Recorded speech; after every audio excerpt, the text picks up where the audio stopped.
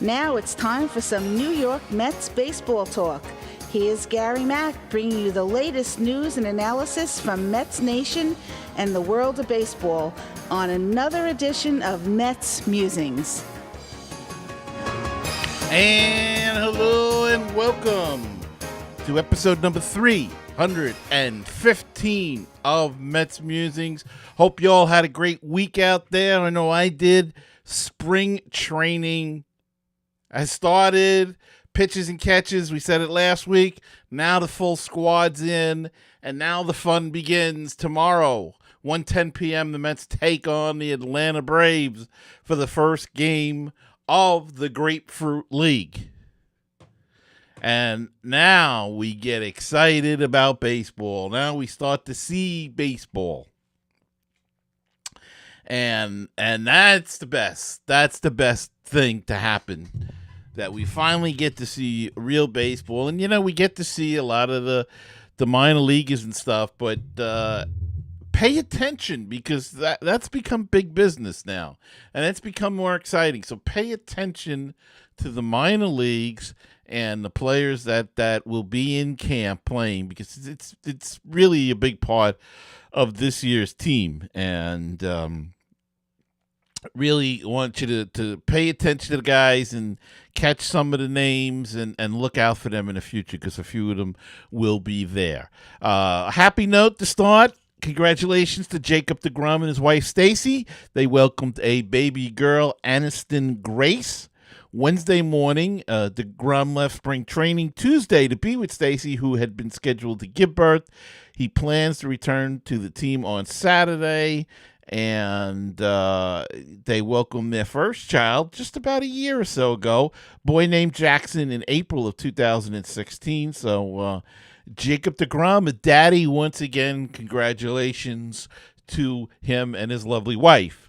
A sad note, there was and I meant to get to this last week and I didn't, but I wanted to touch on it this week, and that there has been a report, there was an article, I forget where it was now, that Buddy Harrelson has Alzheimer's disease.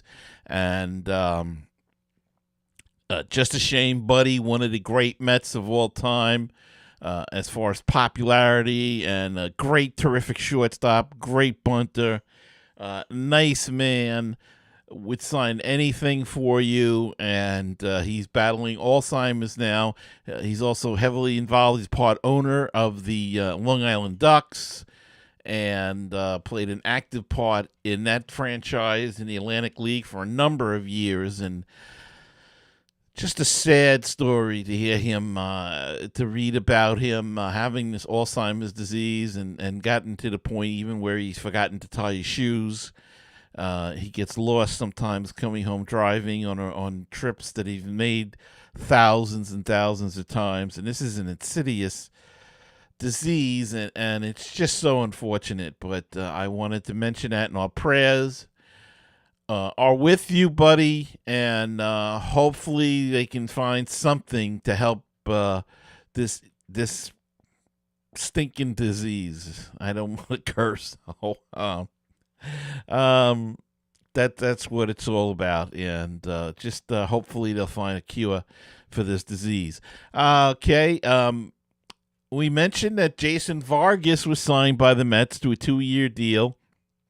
So what does that do? I mean, what does that do to the whole pitching rotation and all of that? Well, it appears, though they walked back on this, it looks like that Zach Wheeler is going to begin the season in the bullpen. I don't see any other situation that they can go about at this point in time.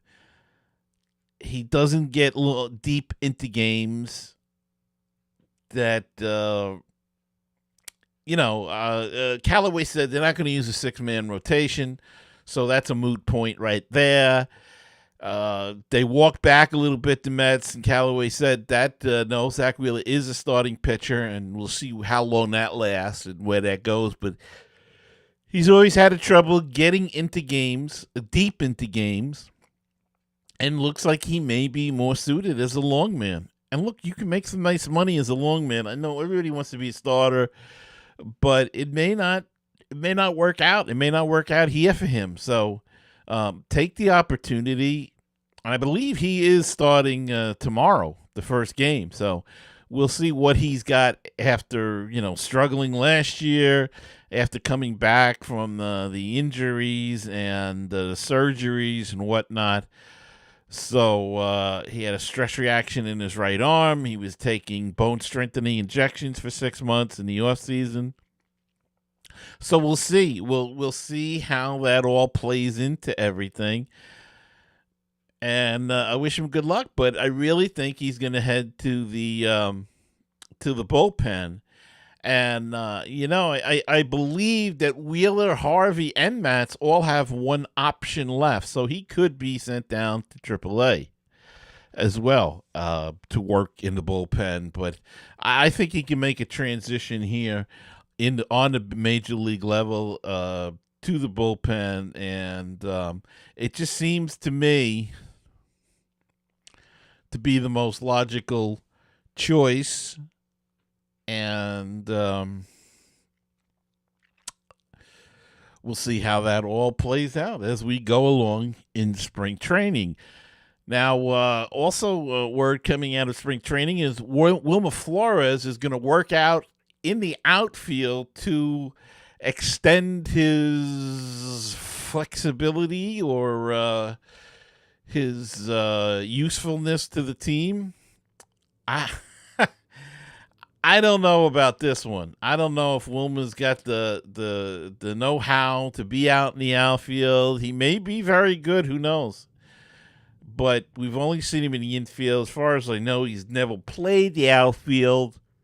So him working out in the outfield, I hope they put a helmet on him like John Olerud out there the first couple of days, because I could see him getting bopped with some balls. I could never play the outfield. I was a catcher and a first baseman and a third baseman. I couldn't go. I try to go out in the outfield, try to catch a fly ball. Forget it. I was horrible at it. It's a whole different animal. People think it's easy. It's not. There is no position, really. When you get right down to it, there is no position on a ball field that is, air quotes, easy. There's no such thing as all, at any level, at certain levels. And it's just, it's something, but we'll see. I mean, maybe he can. Daniel Murphy had a hard time.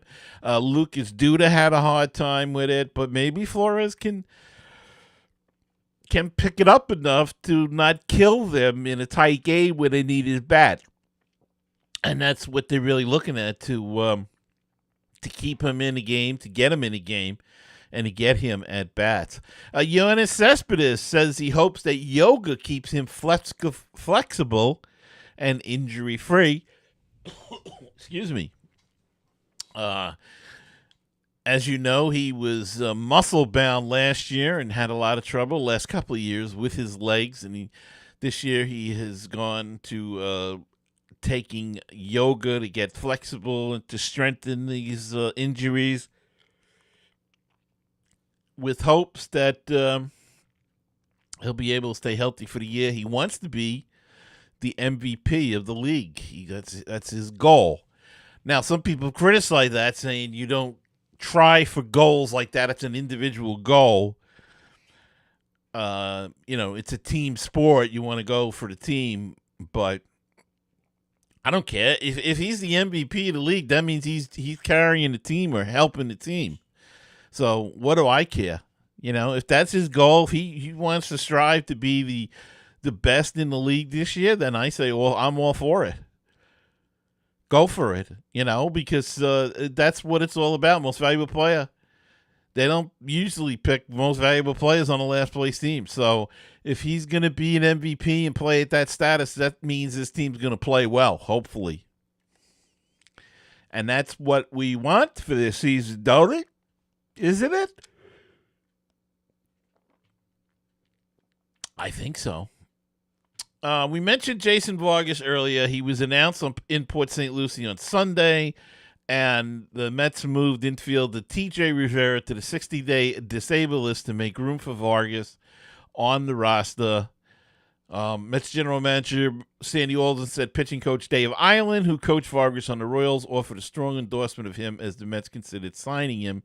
So that's probably he won 18 games last year, 12 in the first half, was an all-star, and then tailed off in the second half. But Dave Ireland had him in Kansas City, so he must know what he's dealing with there. And maybe it could have been fatigue or whatever in the second half. He did have some injuries a few years before that and came back healthy. So we'll see about where that goes. But he's going to be in the rotation, folks, and be nice if he could win 18 here. Look, I'll take 15 or 12.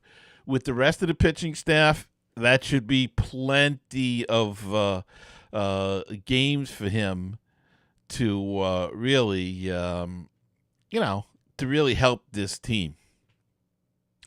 All right, I think it's time for a quick break. Let's do that, and we'll be back after this. Looking for great Cardinals talk? Then check out Conversations with C70. My name's Daniel Shoftaw, and I talk with some of the great bloggers on the internet today about their teams, but it always goes back to the Cardinals. Find the latest episode on my website, www.cardinal70.com, or at baseballpodcast.net.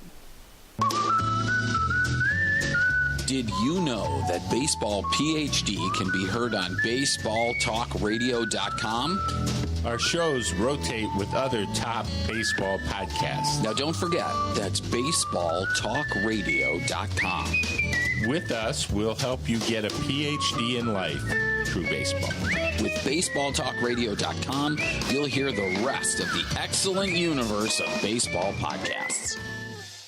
516-619-6341. That is the comment voicemail hotline if you'd like to be a part of the show, and drop us a line, leave us a comment or a voicemail, question, anything at all. Call that number, 516-619-6341, or go to MetsMusings.com and click on that widget in the middle of the screen, and that's a speak pipe, and you can leave a voicemail right through your computer through your computer's microphone. Or if you prefer to do things the old-fashioned way, send us an email at metsmusings@gmail.com. The Facebook page is facebook.com/groups/MetsMusings, and the Twitter handle is at MetsMusings1.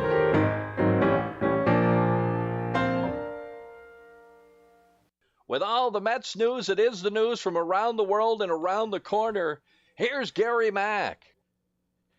All right, and some things to look for this season is going to be Michael Conforto, and he has recently begun hitting on fatigue, said he's actually ahead of schedule as he returns from shoulder surgery. He was cleared by doctors at the end of January to start swinging progression, and that his return could be earlier or later than May 1st date that was projected by GM Sandy Alderson during the offseason. Timetable is fluid, Conforto said Tuesday in Port St. Lucie and tonight on SNY Hot Stove. As of right now, I'm swinging. I'm hitting off the tee, so that's good. I've been waiting forever to be able to do that, and it feels great. Really makes you understand how much you love it. They're helping me understand I've got to be the player that I was and that I know I am going to be again, Conforto said about the team's medical staff. And that comes from doing things the right way and going through the progression. So what is the progression for Conforto? He's hitting off a tee now. The next, I would imagine, would be easy tosses up to him by the coach, then probably batting practice and live games.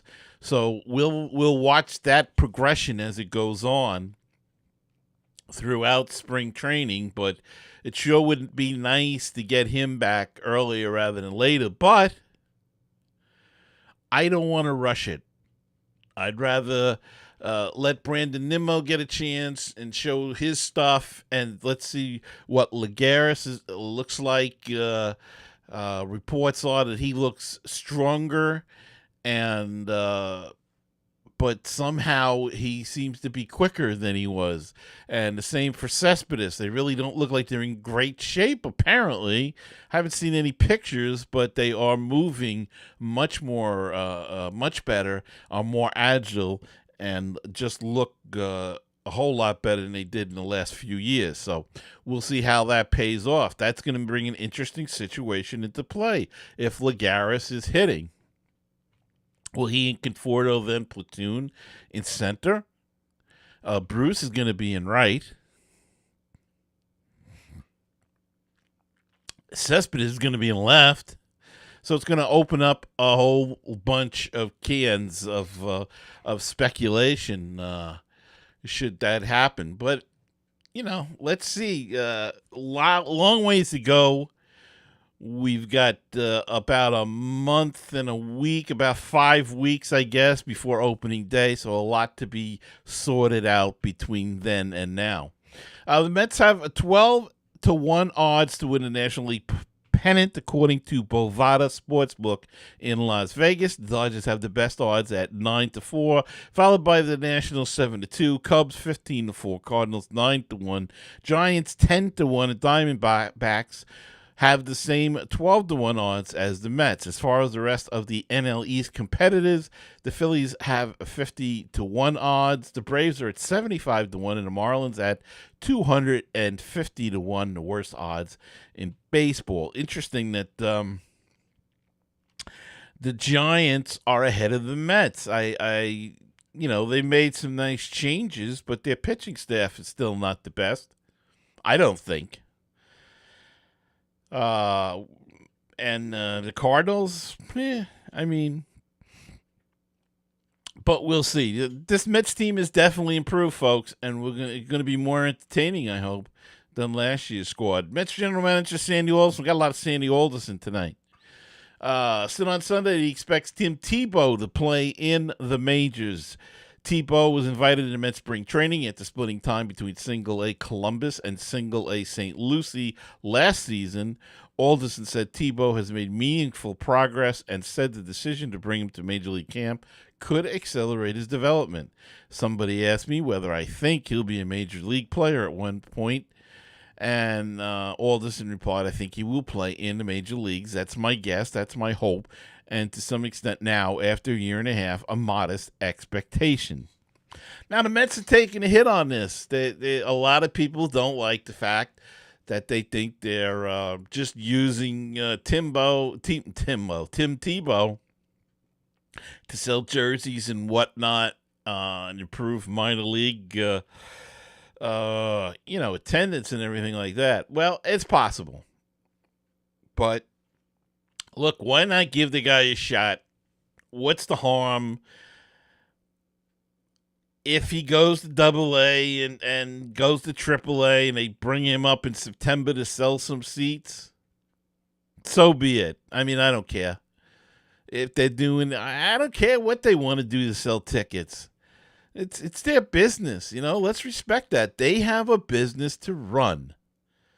And they have to do it the way that they seem fit. And if part of it is exploiting or, with his permission, of course, Tim Tebow, then so be it. You don't have to go to the game. You don't have to like Tim Tebow. And we know nobody likes the Wilpons. But, and you can complain all you want. But he's here. Utilize it. If it's going to put some fannies in the seat at Citi Field or in First Data Field, then so be it. It doesn't really bother me one way or the other. The guy seems to be trying to, he plays hard. He's a good influence on all the teammates. The teammates loved him in Columbia and in St. Lucie when he played there. So, I don't see where the big deal is. My guess is he'll open the season with the Rumble Ponies in Binghamton and then probably go out to Vegas. And then, like I said, if the Mets are out of the race, or even if they're in a race, they could bring him up in September and use him and let him play in the major leagues. And then they could say goodbye to him at the end of the year. I don't know. But it's something to hang your hat on. We don't. Who is really the poster boy for this team? I guess it's DeGrom, Syndergaard, the pitchers, and not really too many of the infield guys. We're not hearing a lot about Ahmed Rosario. They're not pushing him, and maybe that's a good thing. He's a young kid. Let him get his feet on the ground. You don't hear about Dom Smith. The fact that, I think he'll probably start the year in AAA. So, since David Wright is not available, and I'm going to talk about him in a second, I don't have a problem with it. So Tim Tebow could be in the majors, and my guess we will see him in September in the call-up. So Sandy can prove us all wrong and be right again. All right, another quick break, and we'll come back after this. Hey, baseball fans and book fans as well. This is Frank Nappi, author of the Legend of Mickey Tussler series, inviting all of you to learn more about my protagonist, Mickey Tussler, an incredible pitching prodigy who has autism. Follow Mickey's journey as he captures the hearts of fans everywhere with his blazing fastball and indomitable spirit. Please visit Amazon or www.franknappy.com for more information. Hi, this is the world-famous Mr. Brewtown of BrewtownSports.podomatic.com. You can find us on Facebook, Twitter, and Google+, Brewtown Sports. You can also listen to the show at Stitcher.com, TuneIn.com, and iTunes.com. And we've got the new one. It's called BrewtownRadio.weebly.com, but the one that I'm most proud of being on is BaseballPodcast.net. It is the home of great baseball talk shows. Check it out, my show and all kinds of other programs all about Major League Baseball. So check it out. That's BaseballPodcast.net, the home for great baseball talk shows.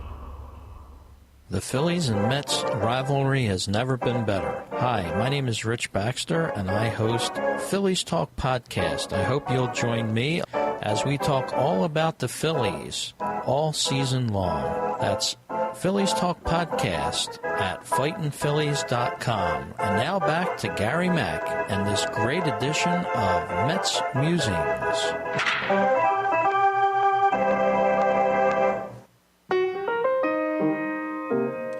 516-619-6341. That is the comment voicemail hotline if you'd like to be a part of the show, and drop us a line, leave us a comment or a voicemail, question, anything at all. Call that number 516-619-6341, or go to MetsMusings.com and click on that widget in the middle of the screen, and that's a speak pipe, and you can leave a voicemail right through your computer through your computer's microphone. Or if you prefer to do things the old-fashioned way, send us an email at metsmusings@gmail.com. The Facebook page is facebook.com/groups/MetsMusings, and the Twitter handle is at MetsMusings1. And if you'd like to help out the show, check out our Patreon page. Check out the campaign at patreon.com/MetsMusings.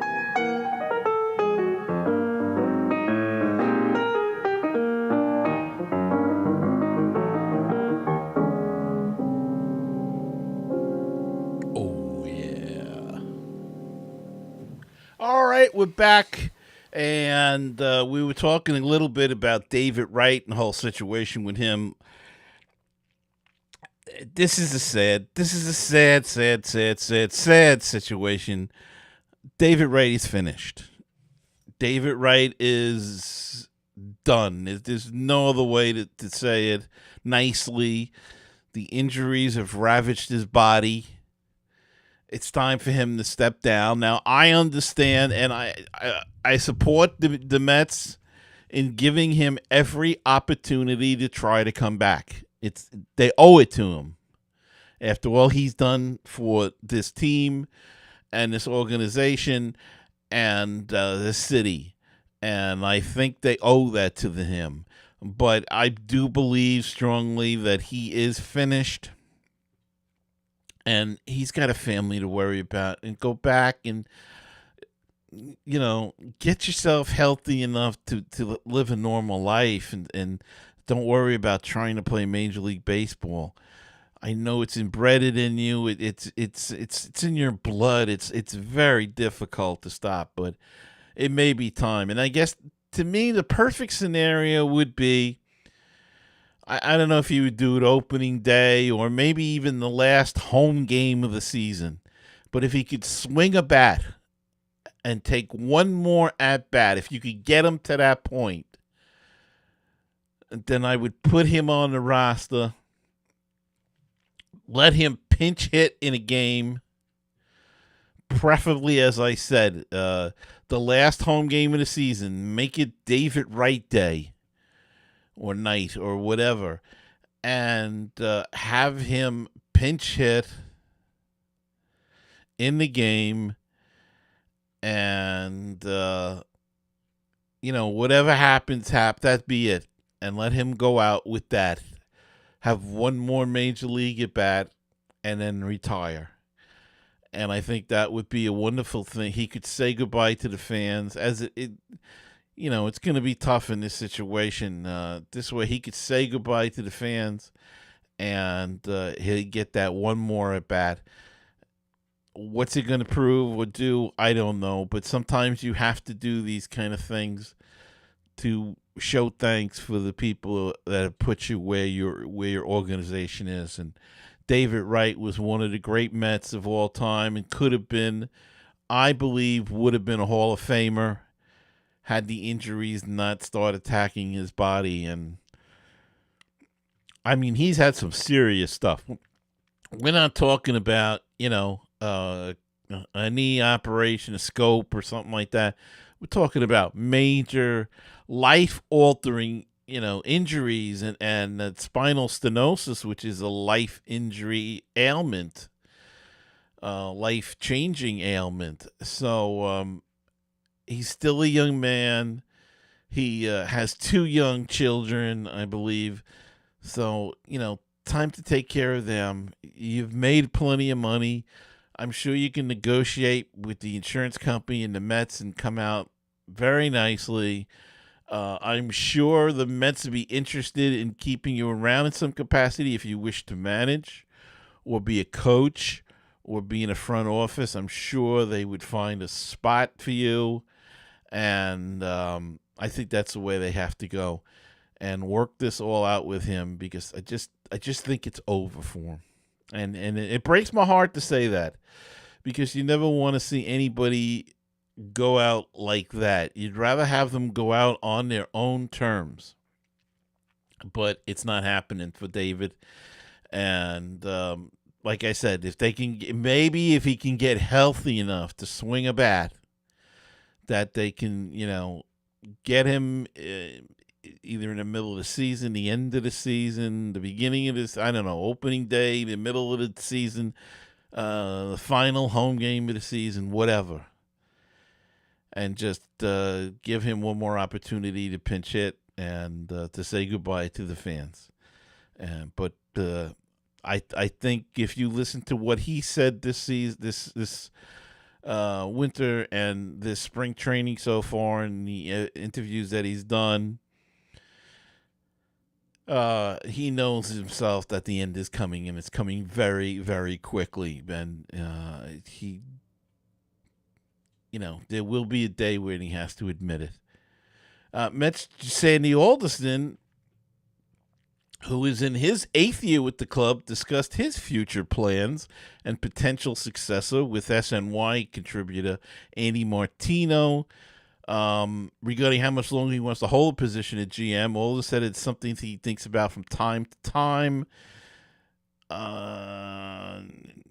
He just turned 70 years old, so retirement is on his mind even more. He could just take some kind of executive job, no longer be the general manager. However, in terms of eventually not being in a position of GM, Alderson admitted the season is winding down, and in that aspect of his professional life, while signing assistant GM John Ricco is someone who deserves an opportunity to be his successor, and noting that he thinks Ricco would make for a good GM. And I think that probably would be the way the Mets would go when Alderson steps down, simply because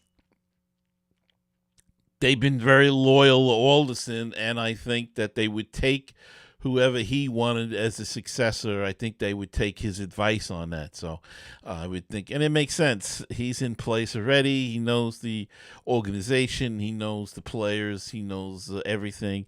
Omar Minaya was brought in, but he's concentrating more on the farm system, and he's better at that. I think he's better at finding talent and things like that. So,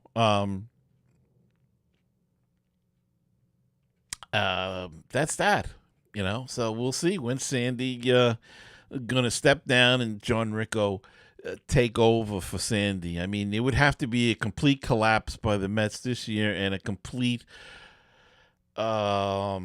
rebuild, a wipeout, before they would name somebody else, I believe, bring in somebody else on the outside. So I think Ricco will be the next general manager. All right. That's about it for this week. Remember that I said the spring training games start tomorrow. I don't know what's the broadcast schedule. Check your local listings for the stations near you. But when you watch for certain players. That's what you do this time of year. See who you want to see, and that we know is going to make the team, and then check out some of the other minor leaguers. Peter Alonso is a guy that's going to make a lot of noise in spring and this summer in Binghamton, I believe. David Thompson, check him out. Tomas Nido, and one good point about Nido, if I may, he was up last year, came up in September. He's in camp, and this is good for a young catcher because he is getting to know this pitching staff. So if they ever want to make a change and bring up Nido somewhere along the line, or God forbid an injury, he has some familiarity already. So this is good. They're grooming him nicely. Alonso, of course, is another first baseman, and the way he can hit home runs, he could threaten Dom Smith and Adrian Gonzalez, and at least rattle Dom Smith's cage. So Alonso is another guy to be looking for. P.J. Conlon is a left-handed relief pitcher that some folks are suggesting could make the team as another lefty in the bullpen. So he's another guy to be looking out for, P.J. Conlon. I think that's all I got now. Keep an eye on those guys when the games come on. Usually in the third, fourth inning, especially the early games there, they start moving people in and everything, and it kind of gets out of hand. But now you got a reason to watch and to look out for a couple of these guys. So keep that in mind this spring as you watch the Mets spring training games.